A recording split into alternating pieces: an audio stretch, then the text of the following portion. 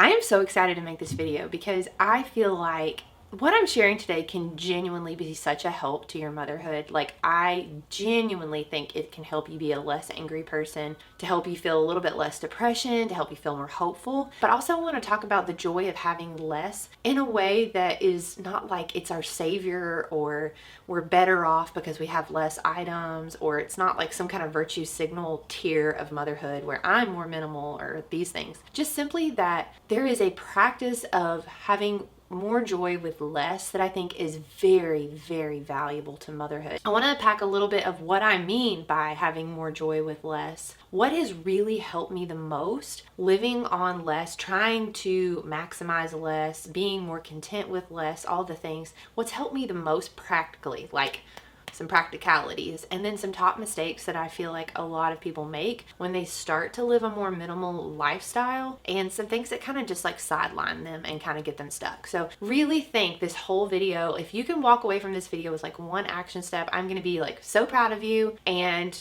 I guess just feeling like I really succeeded, because I would genuinely want to make your life better. This whole channel, it's called Girl Teach Me. I'm Lana, and my goal is to make videos and blog posts over at girlteachme.com that genuinely help a new mom, help a mom level up. You know, if you're feeling overwhelmed, overstimulated, just burnt out. Like, I didn't know that I wouldn't like motherhood. I want you to really feel like, okay, I'm stepping into this next best version of myself, and I can feel myself making progress. That's my goal with these videos. All to say, some micro actions can be just so powerful, so that the time that you invest watching this video can genuinely start to change your life. And before we get started, I want to tell you that a lot of what I'm sharing comes from the book Joy of Less. It's a really, I guess not old book, but the book I have, the cover has changed. I guess it's been republished, and a friend gave it to me in California years ago. So that was my first real start. My second deep dive with it was when I took my friend Margaret's decluttering course. That helped tremendously as well. So sometimes we just need some good guides, right? Some good helpful teachers. That's why I love reading. I feel like leaders are readers and readers are leaders. So reading The Joy of Less was so helpful to me. If you need some better books to level up your motherhood, I have a free book list down below. It's like 64 titles I've read or something like that. All different categories of motherhood that can be so helpful for you. So make sure you go grab that download below. I know those books can help you level up so very, very much. Okay, so what I learned from The Joy of Less is that when we have less inventory, right, there's less stuff we have to manage. And as a mom, we're already managing so much. The culture that we live in, it's pretty much like there's not a lot of margin. There's not a lot of margin with our time, with our money, extracurricular things happening, and then just stuff in our home. And so she really flipped a lot of stuff on its head. And I actually read Joy of Less in a season where I was a newlywed and a new mom, and I really didn't have a lot.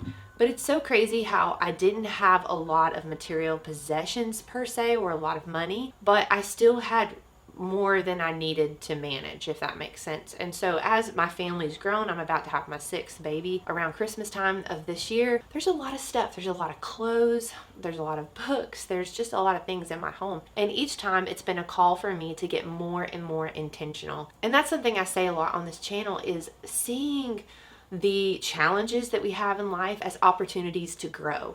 Genuinely, the pain that we have in our life, the pain of maybe just looking around and being like, there's too much stuff everywhere, that can actually call us higher. Every problem can be an opportunity if we just change the way we look at it. So genuinely, like, I hope you get excited with me that if you feel like there's too much stuff in your house, it's an opportunity. It is such an opportunity. Like, I just want you to get so amped up that you could literally go grab a trash bag right now and get started, because it's an opportunity. One thing I learned in that book is something she calls trash, treasure, and transfer. And I think about this all the time. If I'm sitting down with one category of just items, and let's just say it's toys, kids' toys. I did a video staying minimal with kids' toys. You could check that out after this. But I talk about trash, treasure, transfer. I sit down with my kids and their stuff, and we make trash, treasure, transfer piles. And I explain, like, trash, things that are broken. Like, why would we keep toys that are broken? Like, that doesn't even make sense. Then we can't see the toys that we actually want to play with. That's generally pretty easy for them. If we're keeping broken things in our home, broken appliances that don't even work, that are outdated, if we're keeping broken, like, you know, a pair of overalls where the clasp has broken and you know that you're never going to go get it repaired, like, You can repurpose the cloth if you want, but maybe we need to let go of some things that are genuinely broken and we're not going to fix if we're just being soberly honest with ourselves. And then the treasure, right? Like the stuff that we use on a very regular basis, and helping my kids understand, like, of course you would keep that toy. You play with it all the time. That's going in the treasure pile. But then the transfer pile, that's always the tricky one, right? The transfer pile. Sometimes it makes us feel better if we're transferring to somebody where we feel like we're giving in a way that's really helpful. So an example of this for me was when I get too many baby items in the past for baby showers. I mean, like, there's not really baby showers I'm probably having at this point, but in the very beginning, if I had a baby shower and I was gifted 15 blankets, realistically, I should not keep 15 blankets, and I should not keep them because I feel guilty about it. A lot of times we're keeping things in our home because somebody gifted it to us and we think they're going to come and ask about it, or we feel like this moral responsibility that that's wrong, like it was given to us. I'm telling you, like, cut those ties. It will help us feel so much better. And the way I did this for myself was there was a pregnancy resource center that I deeply cared about in my city, and they were helping moms who were, in a situation where they're choosing to keep their babies and they need support. And these were brand new baby blankets, and they actually repurposed that for baby shower gifts for these moms, and even sometimes incentives to help for them to come and get educational classes for motherhood. And so, all to say, if it's like a mental hurdle that you have to get past to transfer things, transferring them to a really great place, like maybe not dumping them off on somebody that doesn't necessarily want them, but finding a place to give that you are passionate about can really help us part with things of value that are no longer serving our home. We have to take dominion of our home and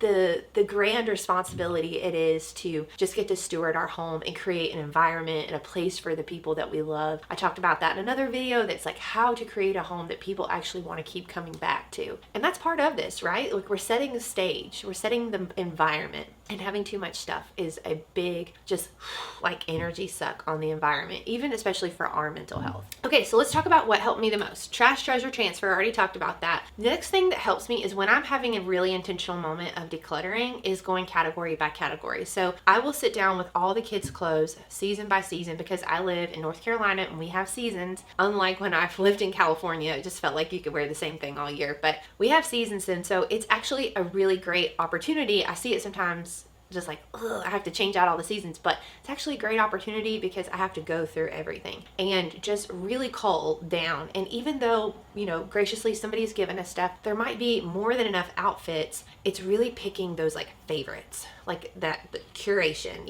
and realizing we don't need 10 sets of PJs. Because I have another video I did that was all about laundry, and the number one thing that helps me with laundry is to keep a low inventory. Because when the inventory runs low, hey mom, I don't have any underwear, I don't have a towel. It's like, well, I needed to do laundry, right? And so that really, really helps. And it helps kids visually so much. Like if they start to like cry because there's too many toys to pick up or too many clothes to put back in the drawer, it's a reminder to me, hey, we need to reduce inventory because they're feeling overwhelmed. And I know I feel overwhelmed. Okay, the next thing that helps a ton is to always have a bag that's ready to leave the house. So I have it in the hall closet. I even have another bag down in the laundry room. And it's anything as I'm going through stuff that needs to go, that needs to leave the house, I'm tucking it in that bag, and then when they get full, I just run them to the spot where I like to donate.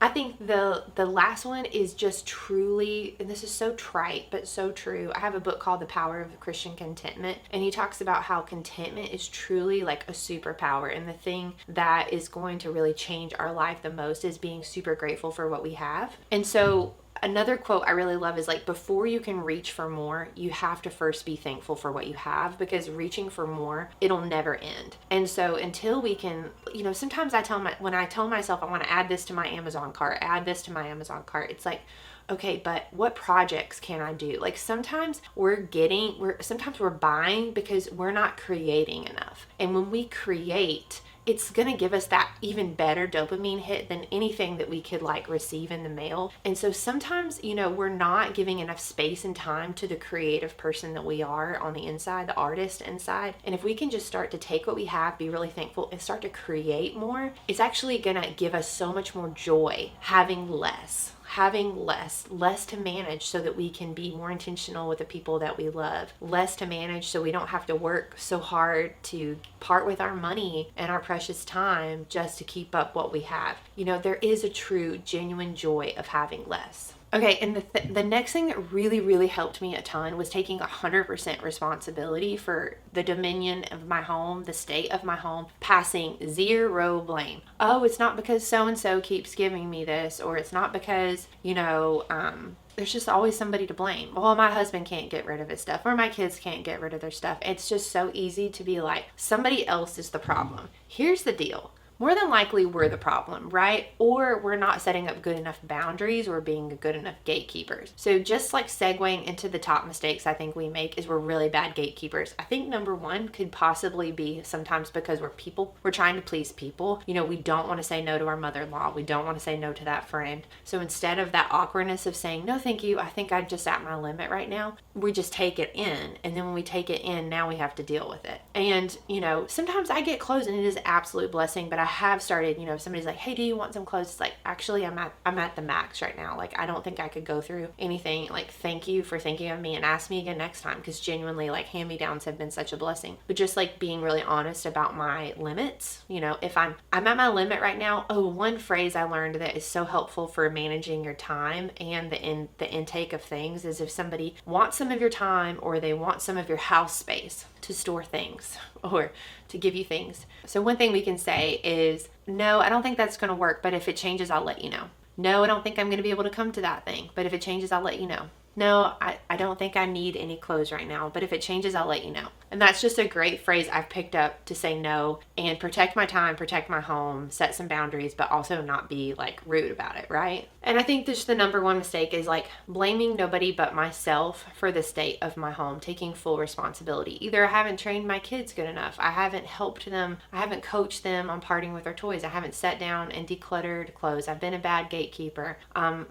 Just if the surfaces are kind of crazy, I'm probably not communicating with the people who live in my home to keep things in a certain state. And so it's just so easy to blame somebody else, but actually it's very freeing for me to take 100% responsibility for the state of my home and the environment of my home, because that means I can do something about it. And I love this saying. He says, it's not the wind that blows, because the same wind that blows upon us all. It's the setting of the sail that makes the difference. And the way I interpret that for things is it's not the stuff that tries to come into your home. It's not the messy people in our home. It's our mindset with our home. It's the mindset that the joy of less, that more things are not going to make me happy, that I can declutter. I can part with things that may even feel sentimental, but are too much for me to manage. I can reduce the amount of clothes in my home. I can reduce the amount of toys or books or clutter. Like, I can do something about it. There's always something we can do about it and not feeling helpless, because when we're feeling helpless, we're waiting for somebody to come save us with our home, and it's just really not going to happen. I know I've heard people say, like, I could declutter if just somebody could come and sit down with me and like help me go through stuff. And it's like, the reality is, like, nobody's coming. Like, nobody's probably coming to help you do that. So don't wait on that. Like, we can start today. We can get out a trash bag and do trash treasure transfer. We can get 10 items out of our home every day, whatever you want to do. You can sit down and we can make a difference, and it's going to be little by little by little. It's not going to happen all overnight, because it didn't get that way overnight, but we can